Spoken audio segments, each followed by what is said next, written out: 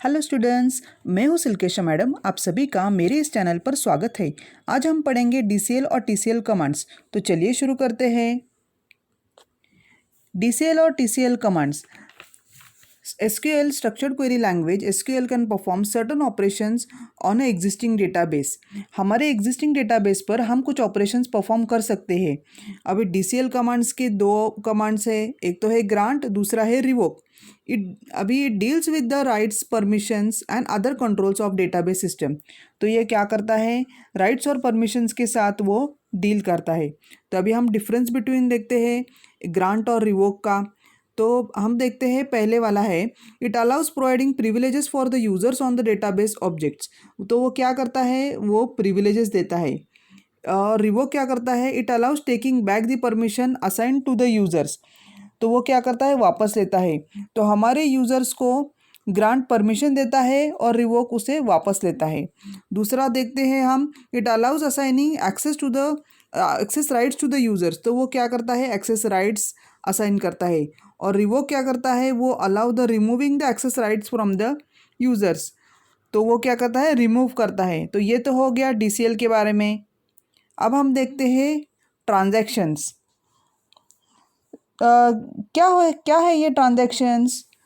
पहला हम देखते हैं transaction, a group a set of task into a single unit. वो सभी टास्क को ग्रुप करके एक सिंगल यूनिट में बनाता है। Each transaction begins with a specific task and ends when all the tasks in the group successfully completed। Her transaction जब शुरू होता है तो कोई स्पेसिफिक टास्क, और जब एंड होता है तो वो जब ख़त्म हो जाता है किसी भी सक्सेसफुल टास्क के लिए। If any task fails then the transaction fails. अगर कोई टास्क फेल होता है तो वो ट्रांजैक्शन भी फेल हो जाता है। अभी ट्रांजैक्शंस में क्या होता है, दो तरह के रिजल्ट्स आते हैं। एक तो है सक्सेस, दूसरा तो है फेल। अगर ट्रांजैक्शन सक्सेस होता है या तो फेल हो जाता है। अगर कोई ट्रांजैक्शन इनकम्प्लीट हो जाता है तो वो भी उसके साथ ही फेल हो जाता है। अब हम देखते हैं टीसीएल मतलब ट्रांजैक्शन कंट्रोल लैंग्वेज। तो हमारे उसके लिए 4 कमांड्स है उसमें। एक तो है कमिट, दूसरा है रोल बैक, सेव पॉइंट और आखिर में है सेट ट्रांजैक्शंस। तो चलिए देखते हैं। Implementing transaction SQL.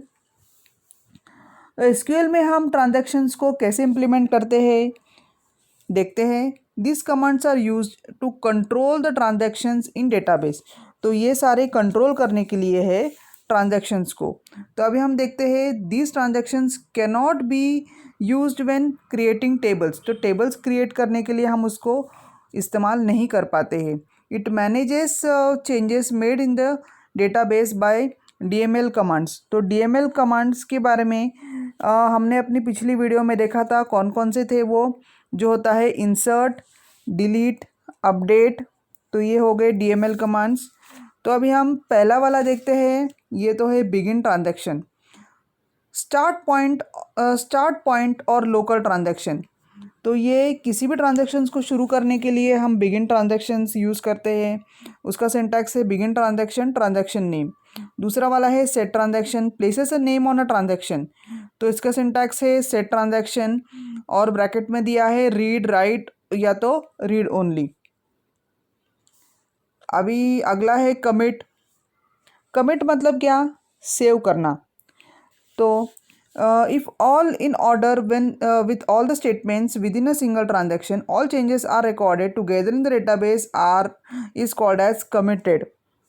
अगर सब कुछ ठीक है, ऑर्डर में है सारे स्टेटमेंट्स, तो सारे चेंजेस डेटाबेस में कमिटेड हो जाते हैं।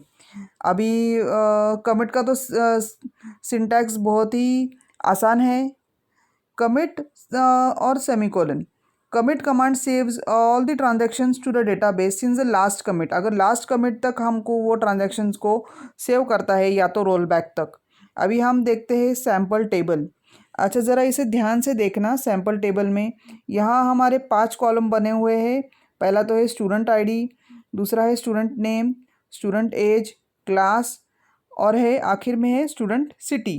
तो पहला रो हम पढ़ते हैं। स्टूडेंट का आईडी है 11, नाम है अमित, एज 18, क्लास एफई और सिटी है जयपुर।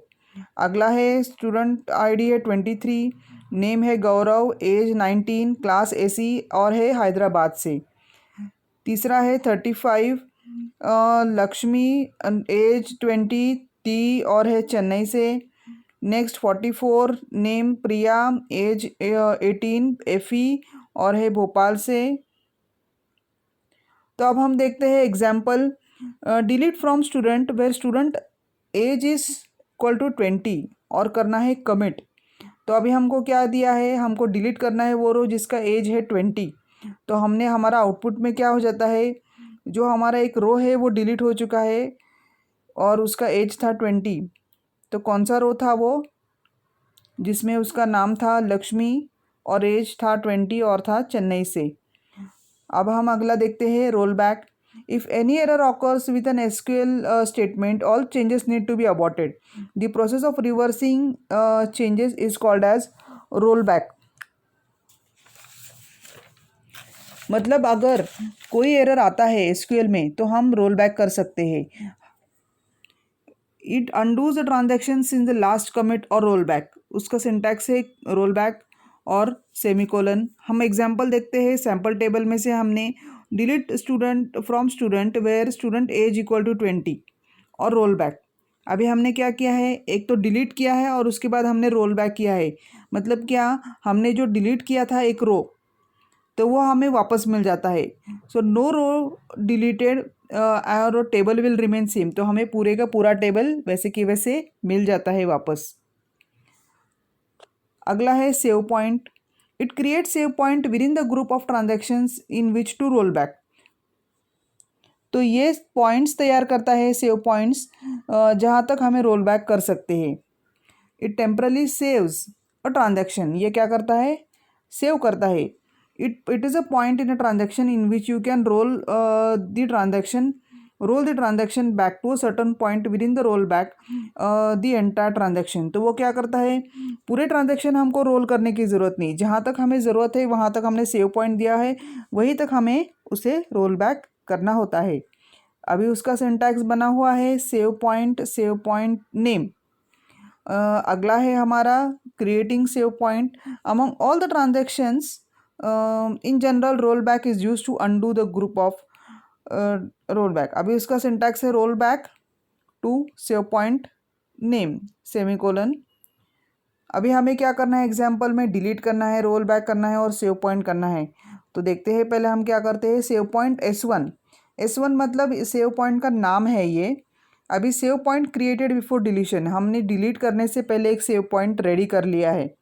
अभी हमारा क्वेरी किया जाता है delete from student where student age is 20। तो हमने एक रो डिलीट कर दिया है। अभी हम क्या करते हैं, सेव पॉइंट S2। अभी हम दोबारा से एक सेव पॉइंट रेडी करते हैं जिसका नाम है S2। अभी हमने क्या किया, हमारा आउटपुट क्या आ जाता है, एक से एक रो जो है वो डिलीट हो जाता है। अभी हम क्या बोलते हैं, रोल बैक टू S1। तो रोल बैक करने से क्या हो जाता है, वो हमारा डिलीट हो चुका जो रो है वो वापस आ जाता है। ये देखिए हमारा डिलीट हो चुका है ये जो रो है वो हमें वापस मिल गया है। आखिर में हम देखते हैं release save point. It remove a save point that you have created. जो हमने रिमूव किया था या तो हटा दिया था सेव पॉइंट, वो हमने